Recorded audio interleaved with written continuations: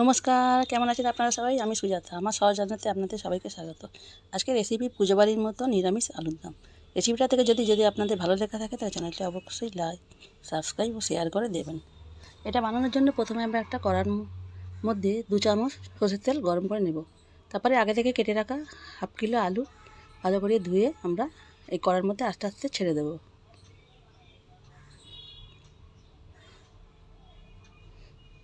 সব আলুগুলো এইভাবে আস্তে আস্তে ছেড়ে দেওয়ার পর আমরা এটার মধ্যে হাফ চা চামচ হলুদ গুঁড়ো দিয়ে দেব।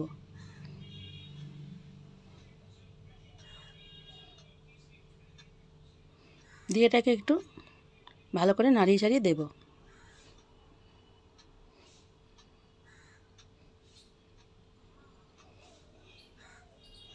এবার এর মধ্যে আমরা স্বাদ মতো নুন দিয়ে দেবো, আলুটা ভাজার মতো। পরে মশলার জন্য আমরা নুন আলাদা করে দেব। এভাবে আমরা আলুটাকে নেড়ে চেড়ে খুব লাল লাল করে একটু ভেজে নেব। দেখুন আলুটা লাল লাল করে ভাজা হয়ে গেছে। এবার আমরা একে একে আলুগুলো একটা বাসনের মধ্যে তুলে নেব।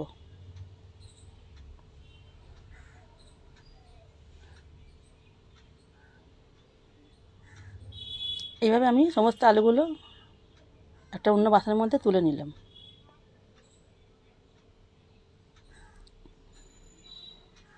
এবার ওই তেলের মধ্যে আমি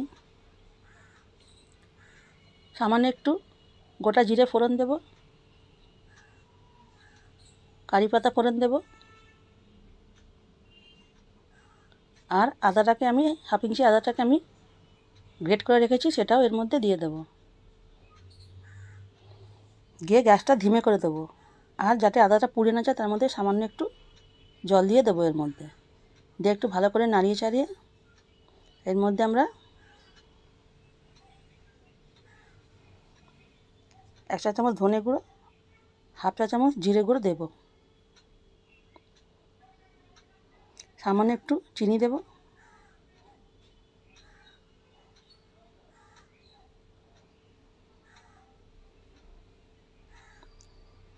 এবারে পরিমাণ মতো নুন দেব। খেয়াল রাখবেন আমরা আলুতে একটু নুন দিয়েছিলাম, সেই জন্য এখানে নুনের পরিমাণটা একটু কমই দেব। এবার এর মধ্যে আমরা 1 চা চামচ হলুদ গুঁড়ো দেব,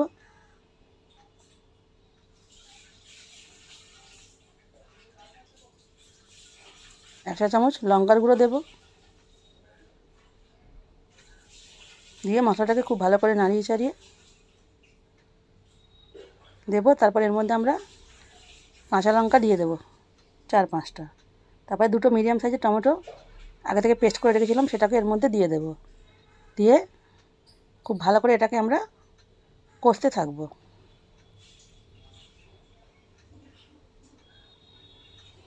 দেখুন খুব ভালো করে কষা হয়ে গেছে, এর মধ্যে তেলও ছেড়ে দিয়েছে। এর মধ্যে আমরা এবারে 1 চা চামচ টক দই ভালো করে ফেটিয়ে গ্যাসটাকে ধিমে করে এর মধ্যে দিয়ে দেব।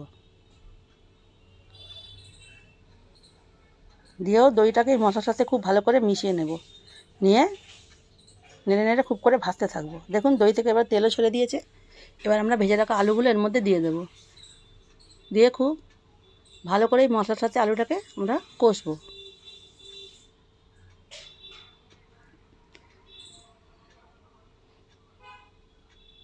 কষে এবার গ্যাসটাকে ধিমে করে আমরা আলুটা ঢাকা দিয়ে দেবো সেদ্ধ হওয়ার জন্য। 10 মিনিট পর খুলে দেখুন আমরা মশলাটা খুব ভালো করে কষেও গেছে আর আলুটাও সেদ্ধ হয়ে গেছে।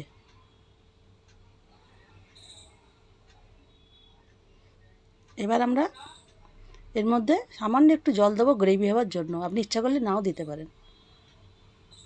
আমি সামনে একটু জল দিয়ে নাড়িয়ে চাড়িয়ে এটাকে ফুটিয়ে নিলাম। নিয়ে এবার এর মধ্যে আমি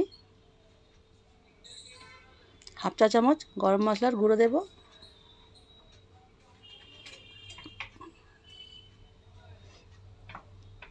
আর অল্প একটু ধনেপাতা কুচি দিয়ে দেব। দিয়ে এটাকে ঢাকা বন্ধ করে গ্যাসটাকে বন্ধ করে দেব। দেখুন কত সুন্দর আলুর দম তৈরি হয়েছে। আমি এটাকে লুচির সাথে পরিবেশন করেছি। আপনি যে কোনো